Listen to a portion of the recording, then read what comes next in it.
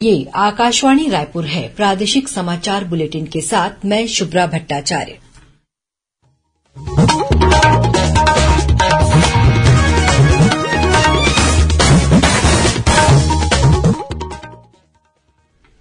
और अब पेश है आज के मुख्य समाचार।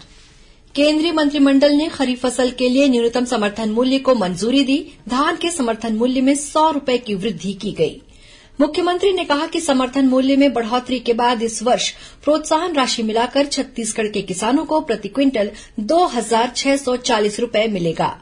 प्रदेश में रिक्त त्रिस्तरीय पंचायतों के उपचुनाव के लिए नामांकन पत्र दाखिल करने का कल अंतिम दिन और केंद्र सरकार की उपलब्धियों को जन जन तक पहुंचाने के लिए भारतीय जनता युवा मोर्चा प्रदेश के विभिन्न विधानसभा क्षेत्रों में निकालेगा बाइक रैली। कल रायपुर के इंडोर स्टेडियम से होगा रैली का शुभारंभ।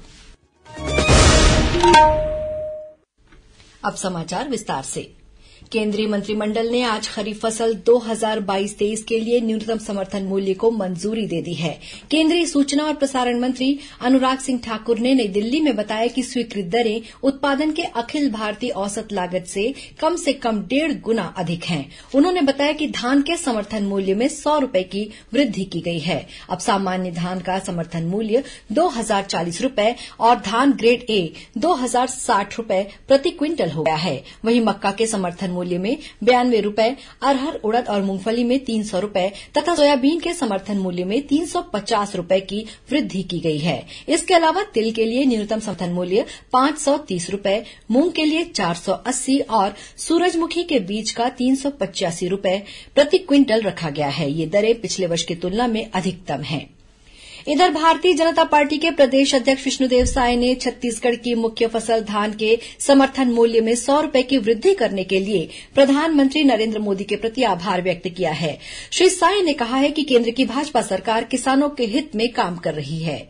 उन्होंने राज्य सरकार से मांग की कि प्रति क्विंटल 2,500 रुपए में वर्ष 2019 से आज तक समर्थन मूल्य में हुई वृद्धि की राशि को जोड़कर किसानों को इसका एकमुश्त भुगतान किया जाए। इस बीच मुख्यमंत्री भूपेश बघेल ने ट्वीट किया है कि केंद्र द्वारा धान के समर्थन मूल्य में 100 रुपए की बढ़ोतरी के बाद प्रोत्साहन राशि मिलाकर इस साल छत्तीसगढ़ के किसानों को प्रति क्विंटल 2,640 रुपए मिलेगा। वहीं अगले साल तक संभावना है कि किसानों को 2,800 रुपए मिलने लगे। महात्मा गांधी राष्ट्रीय ग्रामीण रोजगार गारंटी अधिनियम मनरेगा के तहत अब गांवों में बायोगैस संयंत्र स्थापित किए जाएंगे। केंद्र सरकार ने हितग्राहियों की निजी भूमि पर बनने वाले बायोगैस संयंत्र की पूरी लागत और सामुदायिक उपयोग के लिए स्थापित किए जाने वाले संयंत्रों में मजदूरी लागत को मनरेगा कार्यों में शामिल कर लिया है। इस संबंध में केंद्रीय ग्रामीण विकास मंत्रालय ने राजपत्र में अधिसूचना प्रकाशित की है। प्रदेश के विभिन्न जिलों में रिक्त त्रिस्तरीय पंचायतों के उपचुनाव के लिए नामांकन पत्र दाखिल करने का कल अंतिम दिन है। अब तक सरपंच पद के लिए 47 और पंच पद के लिए 164 उम्मीदवारों ने नामांकन दाखिल किया है। नामांकन पत्रों की जांच 10 जून को की जाएगी। वहीं उम्मीदवार 13 जून तक अपना नाम वापस ले सकेंगे। इसी दिन उम्मीदवारों की सूची जारी की जाएगी और उन्हें चुनाव चिन्ह आवंटित किए जाएंगे।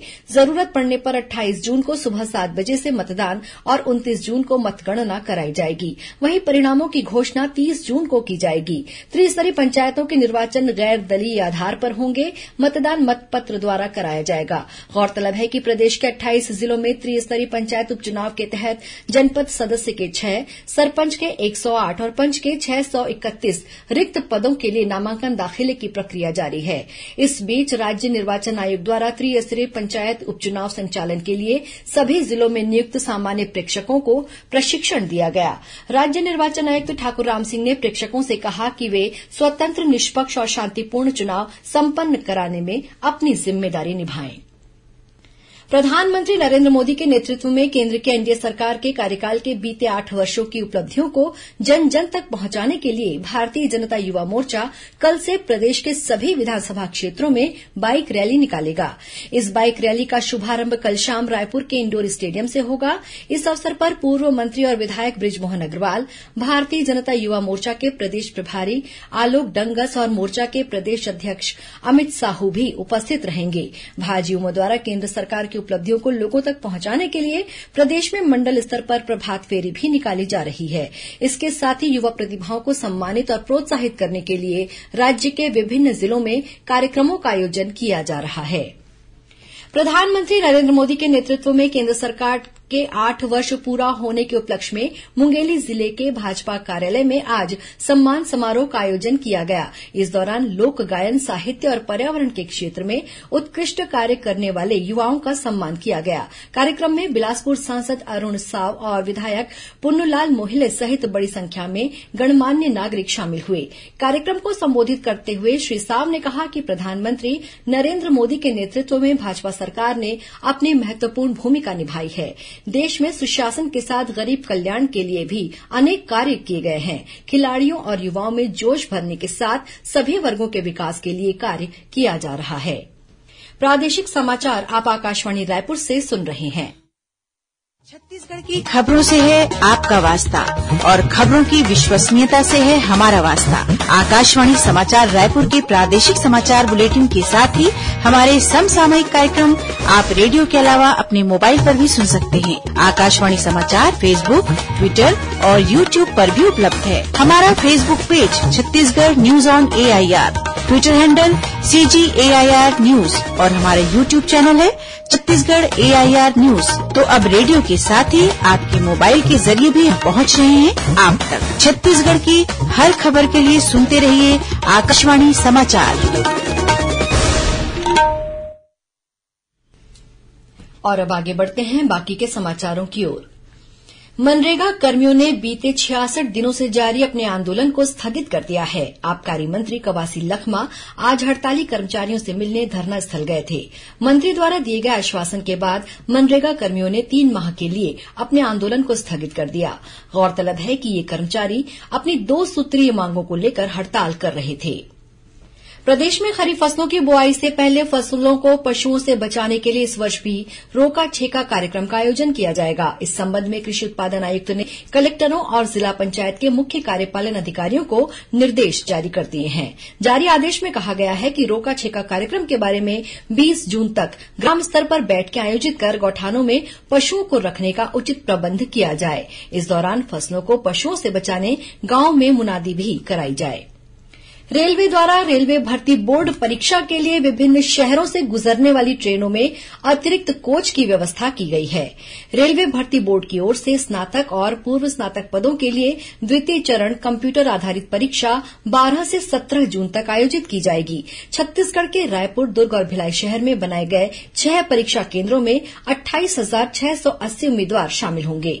रेलवे भर्ती बोर्ड परीक्षा को देखते हुए रेलवे ने 11 जून को बिलासपुर सिकंदराबाद बिलासपुर के बीच स्पेशल ट्रेन चलाने का निर्णय लिया है। गरियाबंद जिले के केरगांव में ट्रैक्टर पलटने से 2 लोगों की मौत हो गई, जबकि 2 अन्य लोग गंभीर रूप से घायल हो गए हैं, जिन्हें बेहतर इलाज के लिए रायपुर लाया गया है। मिली जानकारी के अनुसार पीपरछेड़ी थाना क्षेत्र के रहने वाले ये लोग खेत की जुताई करने के बाद ट्रैक्टर पर सवार होकर घर लौट रहे थे। इसी दौरान ट्रैक्टर अनियंत्रित होकर पलट गया और ये लोग ट्रैक्टर के नीचे दब गए, जिनमें से 2 लोगों की मौके पर ही मौत हो गई। इधर जांजगीर चांपा जिले के कैथा गांव में तेज रफ्तार ट्रक की चपेट में आने से एक व्यक्ति की मौत हो गई। घटना के बाद आक्रोशित लोगों ने सड़क पर चक्का जाम कर दिया। बाद में अधिकारियों की समझाइश के बाद ग्रामीणों ने चक्का जाम समाप्त किया। भिलाई इस्पात संयंत्र के एक रिटायर्ड कर्मचारी से करोड़ों रुपए की ठगी के मामले में दुर्ग पुलिस ने एक दंपत्ति को दिल्ली से गिरफ्तार किया है। इनके पास से मोबाइल फोन, सिम कार्ड और विभिन्न बैंकों की पासबुक जब्त किए गए हैं। जिले के पुलिस अधीक्षक अभिषेक पल्लव ने बताया कि ये दंपत्ति बीमा पॉलिसी में निवेश और दोगुनी रकम का झांसा देकर लोगों से ठगी करते थे। वहीं बेमेतरा पुलिस ने चिटफंड कंपनी के एक संचालक को पंजाब से गिरफ्तार किया है। कंपनी के इस संचालक ने वर्ष 2017 में कई लोगों से निवेश के नाम पर पैसे जमा करवाए थे। इधर रायपुर पुलिस ने बीमा पॉलिसी में बोनस दिलाने के नाम पर करोड़ों रुपए की ठगी करने के मामले में 4 आरोपियों को गाजियाबाद से गिरफ्तार किया है। और अब पेश है मौसम का हाल। मौसम विभाग ने आगामी 24 घंटों के दौरान प्रदेश के बिलासपुर, रायपुर और दुर्ग संभाग के कुछ स्थानों पर ग्रीष्म लहर चलने की चेतावनी दी है। मौसम विभाग के अनुसार एक द्रोणिका पंजाब से मिजोरम तक विस्तारित है, वहीं एक अन्य द्रोणिका उत्तर छत्तीसगढ़ से तटीय आंध्र प्रदेश तक बनी हुई है। इसके प्रभाव से कल प्रदेश में 1-2 स्थानों पर हल्की वर्षा होने या गरज चमक के साथ छींटे पड़ने की संभावना है। वहीं प्रदेश में 1-2 स्थानों पर गरज चमक के साथ आकाशीय बिजली गिरने और अंधड़ चलने के भी आसार हैं।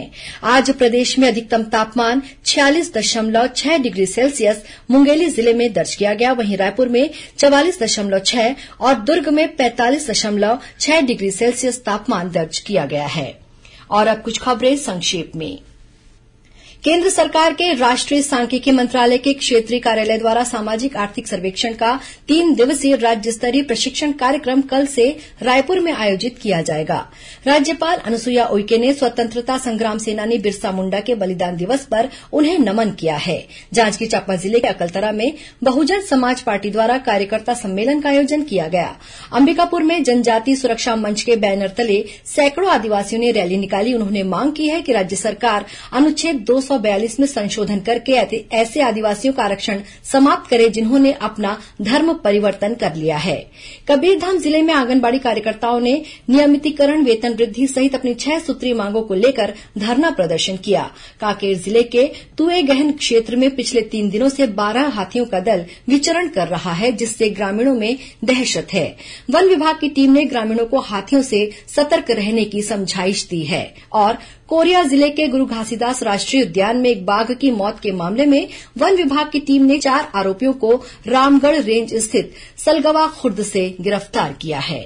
अंत में मुख्य समाचार एक बार फिर। केंद्रीय मंत्रिमंडल ने खरीफ फसल के लिए न्यूनतम समर्थन मूल्य को मंजूरी दी। धान के समर्थन मूल्य में 100 रुपए की वृद्धि की गई। मुख्यमंत्री ने कहा कि समर्थन मूल्य में बढ़ोतरी के बाद इस वर्ष प्रोत्साहन राशि मिलाकर छत्तीसगढ़ के किसानों को प्रति क्विंटल 2,640 रुपए मिलेगा।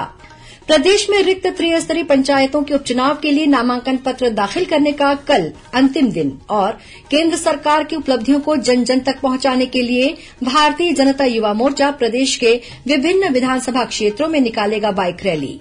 कल रायपुर के इंडोर स्टेडियम से होगा रैली का शुभारंभ। इसी के साथ प्रादेशिक समाचार बुलेटिन समाप्त हुआ। नमस्कार।